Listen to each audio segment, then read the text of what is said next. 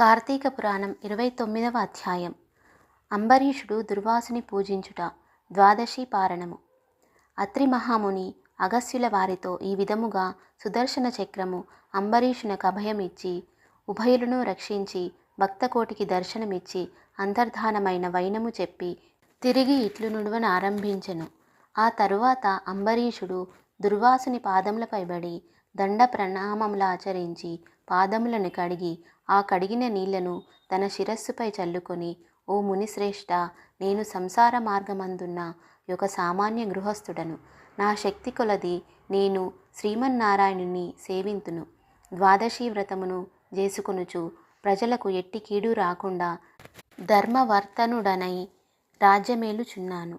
నా వలన మీకు సంభవించిన కష్టమునకు నన్ను మన్నింపుడు.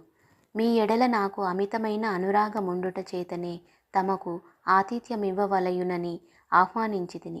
కాన నా ఆతిథ్యమును స్వీకరించి నన్నును నా వంశమును పావనము చేసి కృతార్థుని చేయుడు. మీరు దయార్థ హృదయులు. ప్రథమ కోపముతో నన్ను శపించినను మరల నా గృహమునకు విచ్చేసితిరి. నేను ధన్యుడనైతిని. మీ రాక వలన శ్రీ మహావిష్ణువు యొక్క సుదర్శనమును చూచు భాగ్యము నాకు కలిగినది. అందులకు నేను మీ ఉపకారమును మరవలేకున్నాను. మహానుభావ, నా మనస్సంతోషముచే మిమ్మెట్లు స్తుతింపవలయునో నా నోట పలుకులు రాకున్నవి. నా కండ్ల వెంట వచ్చు ఆనంద బాష్పములతో తమ పాదములు కడుగుచున్నాను. తమకు ఎంత సేవ చేసినను ఇంకనూ రుణపడియుందును. కాన ఓ పుణ్యపురుష, నాకు మరల నరజన్మ రాకుండా ఉండేటట్లును సదా మీ బోటి మునిశ్రేష్ఠుల యందును ఆ శ్రీమన్నారాయణుని అందును మనస్సు గలవాడనై ఉండునట్లును నన్ను ఆశీర్వదించుడని ప్రార్థించి సహాపంక్తి భోజనమునకు దయచేయమని ఆహ్వానించెను. ఈ విధముగా తన పాదములపై బడి ప్రార్థించుచున్న అంబరీషుని ఆశీర్వదించి, రాజా, ఎవరు ఎదుటివారి బాధను నివారణ గావించి ప్రాణములు కాపాడుదురో, ఎవరు శత్రువులకైనను శక్తి కొలది ఉపకారము చేయుదురో అట్టివారు తండ్రితో సమానమని ధర్మశాస్త్రములు తెలియజేయుచున్నవి. నీవు నాకు ఇష్టుడవు, తండ్రితో సమానుడవైనావు. నేను నీకు నమస్కరించినచో నాకంటే చిన్నవాడగుట వలన నీకు ఆయుక్షీణము కలుగును. అందుచేత నీకు నమస్కరించుట లేదు. నీవు కోరిన ఈ స్వల్ప కోరికను తప్పక నెరవేర్చెదను. పవిత్ర ఏకాదశి వ్రతనిష్ఠుడవగు నీకు మనస్తాపమును కలుగజేసినందులకు వెంటనే నేను తగిన ప్రాయశ్చిత్తమును అనుభవించి తిని, నాకు సంభవించిన విపత్తును తొలగించుటకు నీవే దిక్కైతివి. నీతో భోజనము చేయుట నా భాగ్యముగాక మరి ఒకటి యగునా అని దుర్వాస మహాముని పలికి అంబరీషుని అభీష్టము ప్రకారం పంచభక్ష పరమాన్నములతో సంతృప్తిగా విందారగించి అతని భక్తికి కడంగడు ప్రశంసించి అంబరీషుని దీవించి సెలవు పొంది తన ఆశ్రమమునకు వెళ్ళెను. ఈ వృత్తాంతమంతయు కార్తీక శుద్ధ ద్వాదశి దినంబున జరిగినది. కాన ఓ అగస్త్య మహాముని, ద్వాదశి వ్రత ప్రభావం ఎంతటి మహత్యము గలదో గ్రహించితివి గదా.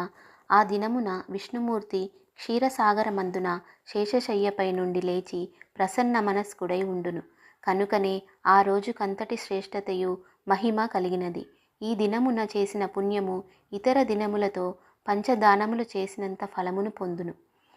ఏ మనుజుడు కార్తీక శుద్ధ ఏకాదశి రోజున శుష్కోపవాసముండి పగలెల్లా హరినామ సంకీర్తనచే గడిపి ఆ రాత్రంతయు పురాణము చదువుతూ లేక వింటూ జాగరణ చేసి ఆ మరునాడు అనగా ద్వాదశి నాడు తన శక్తి కొలది శ్రీమన్నారాయణకు ప్రీతి కొరకు దానములిచ్చి బ్రాహ్మణులతో గూడి భోజనము చేయునో అట్టివాని సర్వపాపములు ఈ వ్రత ప్రభావం వలన పటాపంచలైపోవును.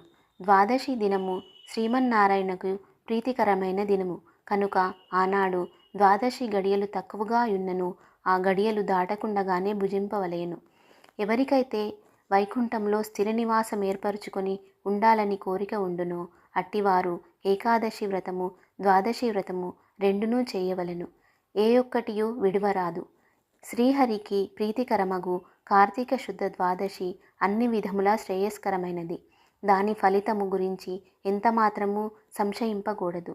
మర్రి చెట్టు విత్తనము చాలా చిన్నది అయినను అది గొప్ప వృక్షమై విధముగా కార్తీక మాసములో నియమానుసారముగా చేసిన ఏ కొంచెం పుణ్యమైనను అది అవసాన కాలమున యమదూతల పాలు కానీయక కాపాడును. అందులకే ఈ కార్తీక మాస వ్రతము చేసి దేవతలే కాక సమస్త మానవులు తరించిరి. ఈ కథను ఎవరు చదివినను లేక వినినను సకలైశ్వర్యములు సిద్ధించి సంతాన ప్రాప్తి కూడా కలుగును అని అత్రి మహాముని అగస్త్యునకు బోధించిరి. ఇట్లు స్కాంద పురాణాంతర్గత వశిష్ఠ ప్రోక్త కార్తీక మహత్యమందలి 29వ రోజు